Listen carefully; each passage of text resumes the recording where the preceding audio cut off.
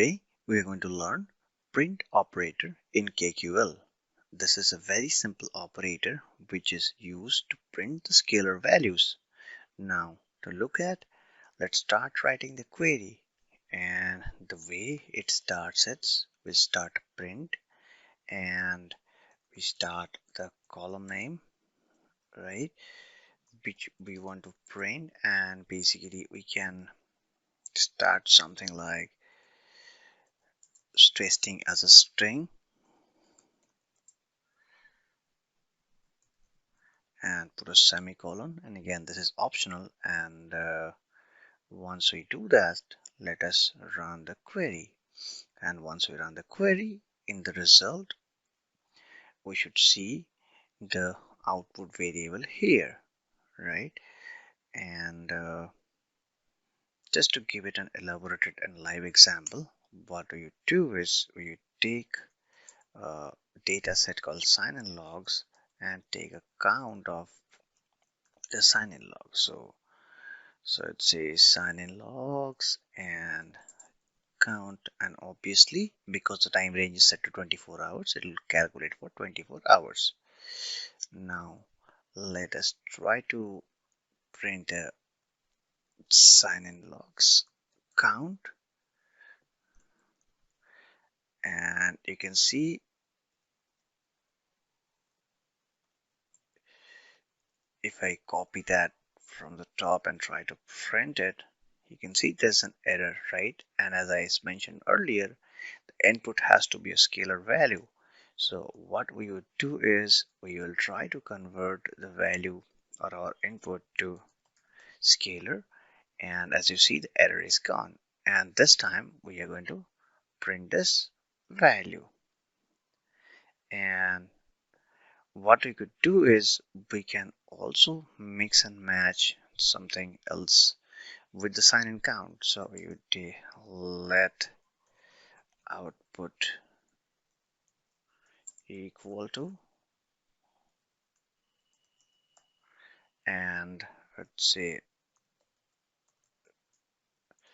SignInCount for the day, basically as a string value, and try to do SignInCount over there, and I'd correct the syntax here, and then let's try to print the whole value over here.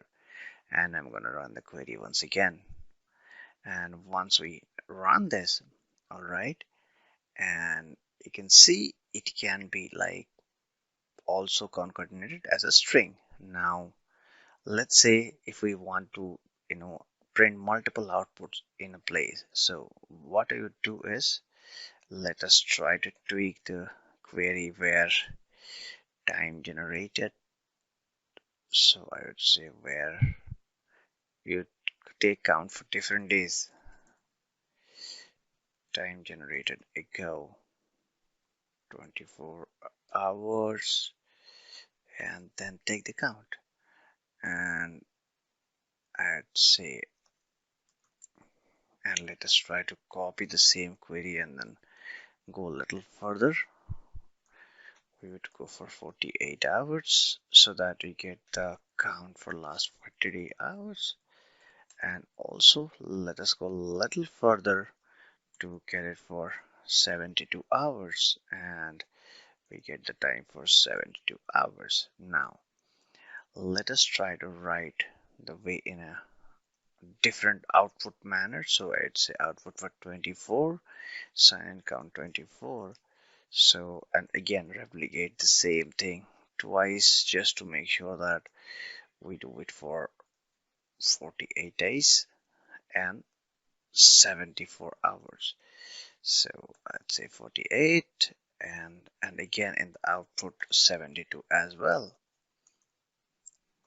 And once we do that, let us try to print the multiple values. So we take the output for 24, paste it, and again I start typing output 48, and again start typing output 72. And as you can see, there are multiple inputs. If I run them now, we should see as a result what appears, right? So you can see there are three different rows printed in the same thing, or it's three different columns printed here. Now if we want to alias them further, right, last 24 hours sign in count, and we repeat the same thing over here for last 48 hours, and we would repeat the same thing once again to do it for 72 hours. And let us try to run this query, and you can see there'll be multiple columns created and with the accurate aliases. So that's where you see the last 24 hours, 48 hours, and 72 hours.